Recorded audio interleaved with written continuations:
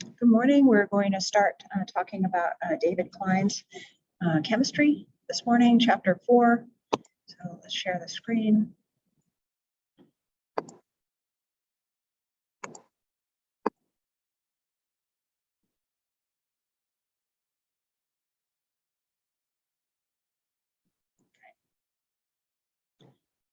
Now, you all set, Macy? Okay. You all set? Yeah, you can see this. Perfect. Okay. So alkanes are hydrocarbons. So they're composed of hydrogens and carbons. All right. And hydrocarbons can either be saturated like ethane, which means that all of the possible bonds are filled with sigma bonds. Okay, so you can see ethane here on the left has each carbon atom has a full octet because it's saturated with hydrogens. Okay, and unsaturated hydrocarbons are ones that contain double or triple bonds. Okay, so the first thing we're going to do in this section is name alkanes. And one of the things to remember is that a lot of organic compounds, a lot of chemicals in general, have both a common name and a systematic name. So these are some examples of common names that organic compounds of interest would have. But the IUPAC system is the systematic name for naming compounds.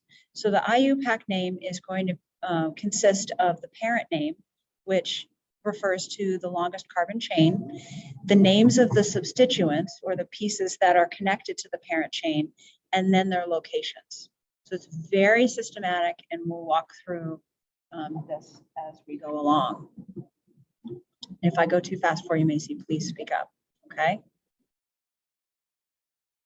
We're going to start building some examples with the nomenclature. Okay, so first step in the formal name or the IUPAC systematic name is to identify the parent chain. And the parent chain is the longest consecutive chain of carbons.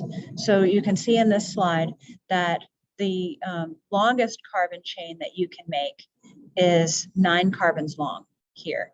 So that's going to be our parent, the 9 carbons long, all right? And the second step is if you have more than one possible parent chain, you want to choose the one that has the most substituents attached to it. Okay, so that's not something that you have to identify very often. That's sort of a blue moon situation. Usually it's just the parent chain, just one that's that long. Now, there are special names for the parent based on the number of carbon atoms they have. Just like if we were counting wheels on a personal mobile device. If it had 1 wheel, it would be a unicycle. If it had 2 wheels, it would be a bicycle. If it had 3 wheels, it would be a tricycle. Just like that, we have special names for the alkane parents. So if there's 1 carbon atom, that parent is called meth. Okay. If there's 2, it's eth, and so on. So if you have a hydrocarbon that has 6 carbon atoms, that's called hexane. 7 is called heptane. 8 is called octane. You've probably heard of octane, like high octane fuel, right? That's referring to a hydrocarbon with 8 carbons, right? These 10 parent names need to be memorized. Pause for a moment while she takes note of that.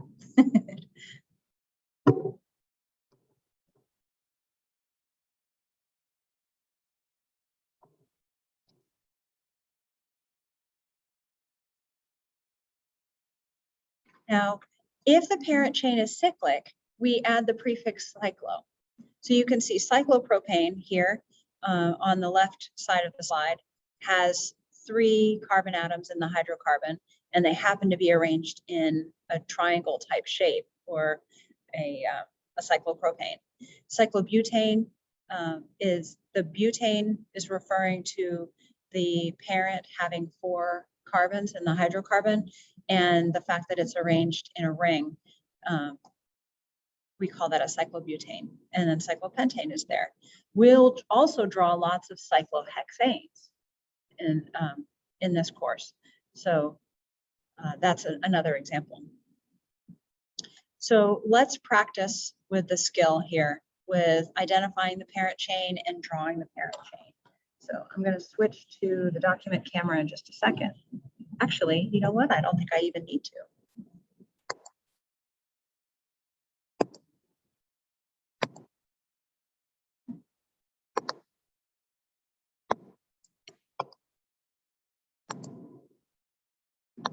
Okay, so we can see in this first compound we have, I'm going to highlight in red pen, sort of. I'm not very smooth at that yet. It'll take some practice. So you can see the parent chain, the longest carbon chain is highlighted in red. Okay, so that has 1, 2, 3, 4, 5, 6 carbons. So the parent chain would be hexane.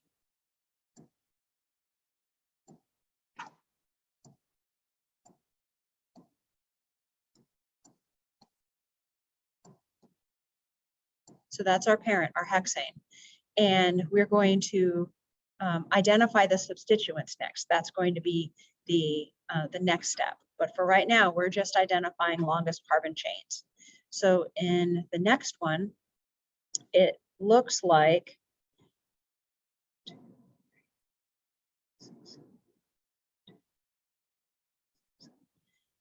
the longest carbon chain, you have two choices that are the same length. If we start at the carbon that's on the left side and go down, we get a compound that has a parent chain of 7. So that would be a heptane.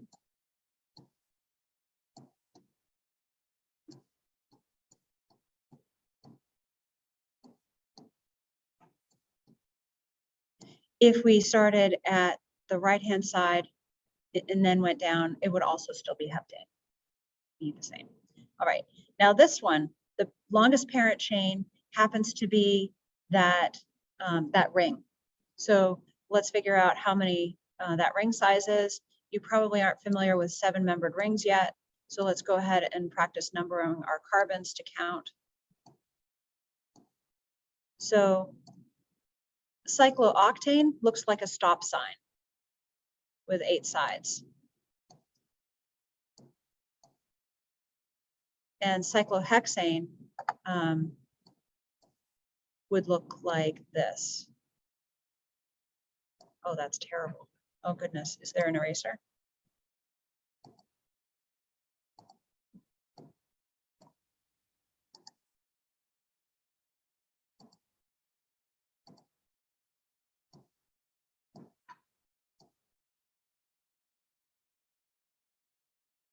Somewhat like that, but smoother with real world pens. Okay, so this is a cycloheptane.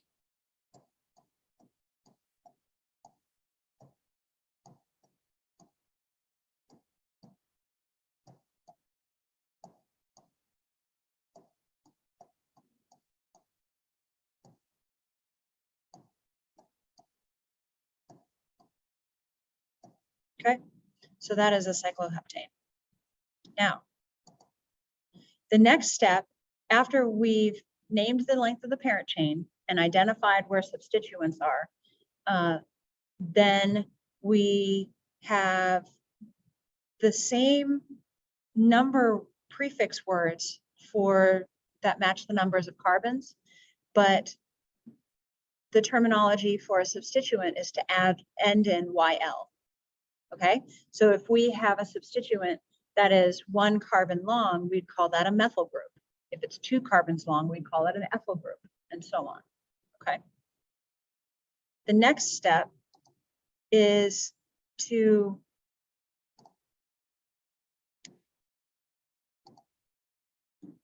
decide how the carbons in the parent chain need to be numbered. And the rule of that is you want the lowest possible numbers for the substituent locations in the final name. Okay, so this example is showing you that there are two different ways that you can number your carbons, either from left to right or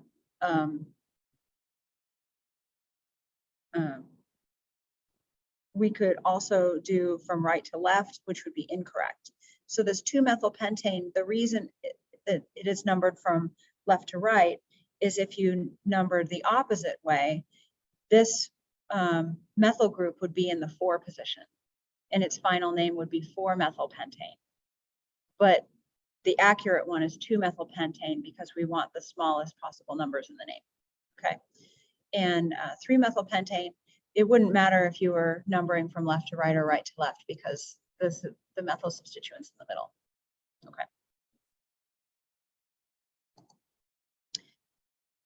All right, so like I was saying, if only one substituent is present, the number of the parent chain is arranged so that the substituent has the lowest possible number. And this shows an example where we either have a methyl substituent at the 2 position or the 6 position. So the correct is of the 2.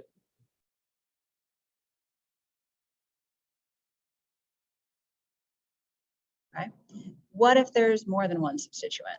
Well, then when multiple substituents are present, the number the parent chain gives the first substituent the lowest possible number. So if a 2,5,5 trimethyl heptane is a better name than a 3,3,6 trimethyl heptane. Okay, smallest numbers. That's the name of the game. I mean, like they do have that, like, yes, yes, very good. If there's a tie, the number you want to number the parent chain so the second substituent gets the lowest number possible. Again, this is a blue moon situation. Okay.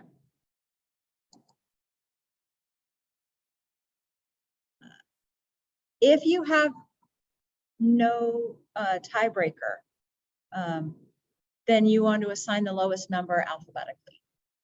Like, for example, this is a bromochloro pentane. And your choices are either 1-bromo 5-chloro pentane or 1-chloro 5-bromo pentane. So you want the lowest number on the highest number in the alphabet. So the 1 would go to the B and the 5 would go to the C for chlorine. Okay. Give you a moment to write that.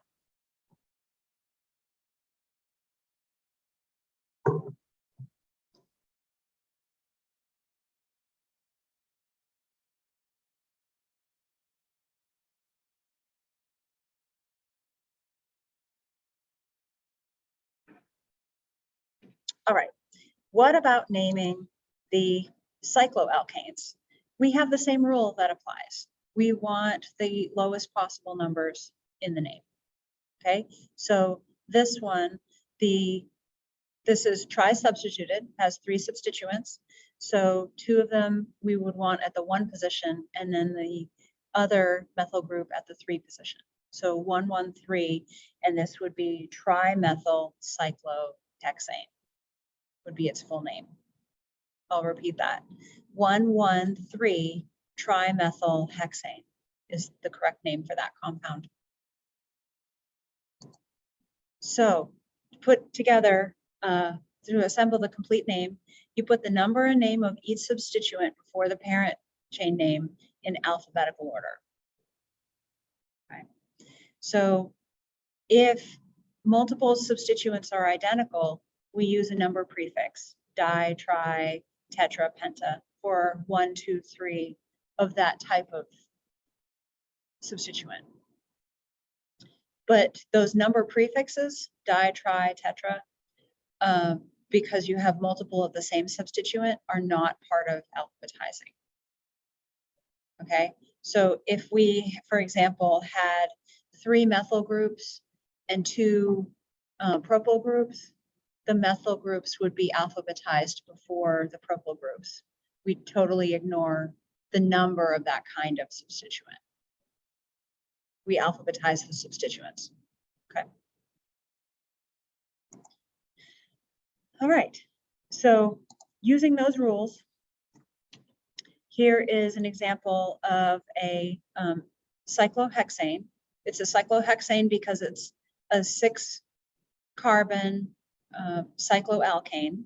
So we have the cyclo, which means that it's a ring, and then the hex means that there's 6 carbons in that ring. And it's the parent name, so it ends in ane. Then it has substituents. And one thing I do recommend when you're first starting, actually forever would be fine. So a good habit is to somehow mark your substituents so they stick out in your brain. So here I'm showing the 3 different kinds of substituents in yellow. And I really like this technique that the publisher has, where off to the side of a molecule, you have who's the parent, cyclohexane, who are the substituents, a tert-butyl up at 12 o'clock, an ethyl at 2 o'clock, and those 2 methyl groups at 6 o'clock, if we were talking about a clock face. List those off to the side and then put them together in the name after that. So identify your parent, identify the substituents, do the numbering that gives you the substituents with the lowest possible numbering, whichever direction that is, clockwise or counterclockwise, and then assemble the name all together. So our alphabetically, butyl is going to come before ethyl and before methyl. Okay, so that's, let me switch pointer styles here. So B for butyl comes before E for ethyl, comes before M for methyl. That's why the name has the substituents listed in this order. Okay, the numbers refer to where those substituents are attached. It doesn't have anything to do with the order that you're going to put those pieces in the name of the compound. And then notice that we have 2 methyl groups at that 4 position. So we have dimethyl substituents, but the D didn't have anything to do with the alphabetization. It was only the kind of substituent, the methyl. Okay. Yes, and I'm going to be quiet for a moment while you do that. Actually, I should probably pause the recordings, or they'll probably take time to write as well.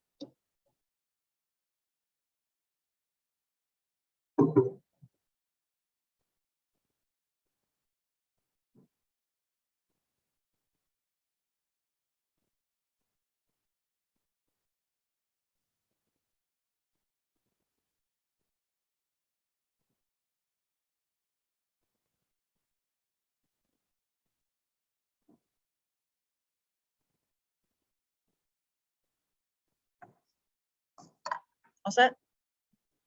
Now, what if we have a bicyclic compound?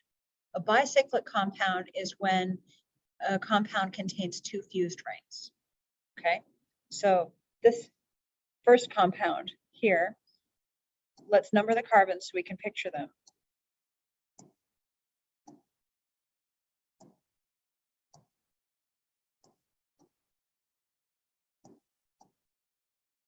So we have a cyclohexane, but it also has a bond between what we're calling carbon 2 and carbon 7, and between carbon 7 and carbon 5. So if you were to build that with a model kit, it would look just like the compound I've circled on the right-hand side. You'd have to put that together in your model kit to probably be able to picture that. Okay, so that is called a bicyclo compound because there are 2 cyclic compounds that are fused together, right? So in the name, they would be called bicyclo.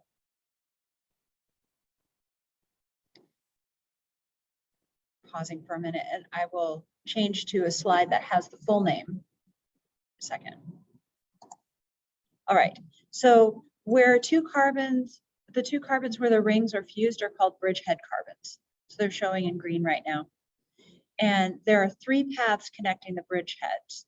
So what you want to do is count the 3 paths, and that will be part of the name. That's how you give a unique name to bicyclic or ring fused carbons. So on the left, you can see bicyclo, telling you you have 2 fused rings. 311 is in brackets because those are the path lengths. So you can see orange dots and numbers for each of the carbons. So if we do the first path length, there are 3 different carbons. The second path length you can picture going above, almost looks like a shark fin. Okay, that's only 1 carbon. And then the third path length is also only 1 carbon. And the parent is called a heptane because there are 7 carbons total in that bicyclic system. So hept refers to 7 in the parent. Okay, so what are the not the bridgehead carbons, but what are the other carbons? So are you asking about the parent? Yeah, I'm talking about the ones. They don't have a special name. No, that's a good question. They don't have a special name. So the second compound, the one on the right, is also a heptane because there are 7 carbons in the hydrocarbon, but the paths are different in this one. So let me highlight them.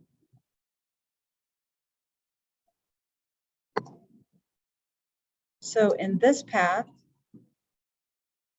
there are 2 carbons.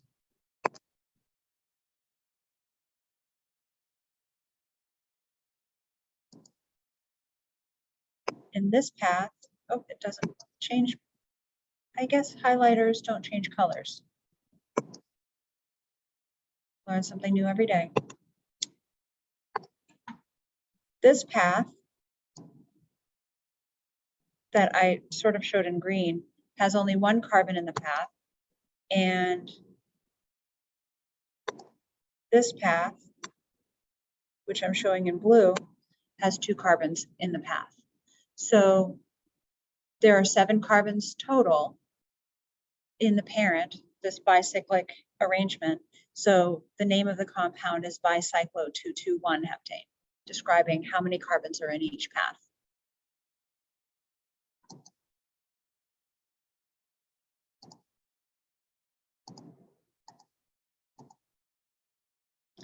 Now, we've talked about constitutional isomers with respect to Lewis structures. And so this is re-discussing this idea. So isomers are different structures with the same molecular formula, and constitutional isomers have therefore a different connectivity of atoms. So as the number of carbon atoms increases, the number of constitutional isomers increases. So you can see if our molecular formula is a propane, 3 carbons, there's only 1 constitutional isomer. You can't arrange them any other way. But if you have a butane, in other words, 4 carbons, and it's a saturated hydrocarbon, has all those 4 carbons have full octets because of bonds to the hydrogens. That has 2 constitutional isomers. And if we have pentane, C5H12, then there are 3 constitutional isomers. And then you can see the possibilities really start to explode. If you have a nonane, C9H20, there are 35 different constitutional isomers, different arrangements of those atoms. So the more atoms in a compound molecular formula, the more constitutional isomers that are possible. It's just trying to show the geometric increase in possibilities. So one thing that can be challenging for people working with constitutional isomers is recognizing when you have the same isomer drawn two different ways. So a good tactic for that is numbering your carbons. That helps quite a bit. So you can see if you do a 180-degree rotation along the C3-C4 bond, you would notice that these actually would have the same name. They're not constitutional isomers. They're actually identical compounds.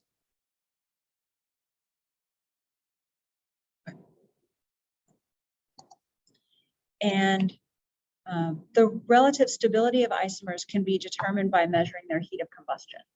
So remember, whenever we do the reaction combustion, we're reacting a compound with oxygen gas and producing carbon dioxide and water. So what we notice, if we have, let's see, how many carbons is this? 1, 2, 3, 4, 5, 6, 7, 8. So this is octane.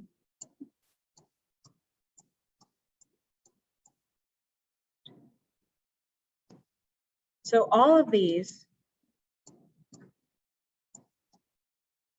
have 8 carbons, okay? So all of them have the chemical formulas C8 and H. We have, so 6, 8, 10, 12, 14, 16, 18.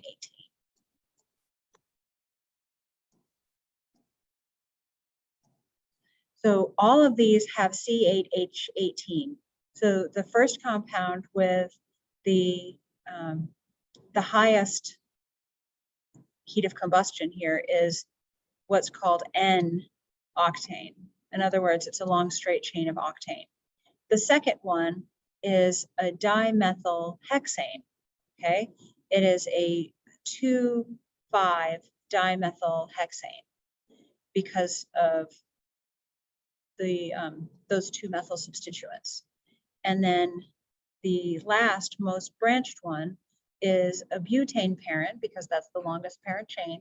So it is a 2,2,3,3 tetramethylbutane. That's what its name would be. Okay. It takes practice, but yes. So that would be a good practice exercise to go through the naming of these three. But what I want you to notice is the difference in the heat of combustion of these three different C8H18 compounds. The more branching, the lower the amount of the heat of combustion. So the more stable the compound. Okay. So there are various components of petroleum that are separated by distillation. In other words, the boiling range fraction is different enough to be able to separate the compounds based on the number of carbon atoms in the molecules. So the alkanes that have between 1 and 4 carbon atoms are used for natural gas, petrochemicals, and plastics. They boil below 20 degrees Celsius. Hydrocarbons that are used for solvents are typically between 20 degrees and 100 degrees for their boiling range, and they have between 5 and 7 carbons, and so on. So you can see this table 4-5 that is in your textbook. So gasoline is a mixture of straight and branched and aromatic hydrocarbons between 5 and 12 carbons long in size. And the process for breaking large alkanes into smaller molecules is called cracking. And it's pretty harsh conditions. So 200 atmospheres of pressure, to put it in perspective, we're sitting here in 1 atmosphere of pressure. So that's very high pressure, okay? And 450 degrees Celsius is mighty hot, right? So very, very strong conditions to be able to do that cracking procedure. Okay, so I wanted to get to this spot today. We will start with Newman projections at a later date. Okay, so let me stop this and stop the recording.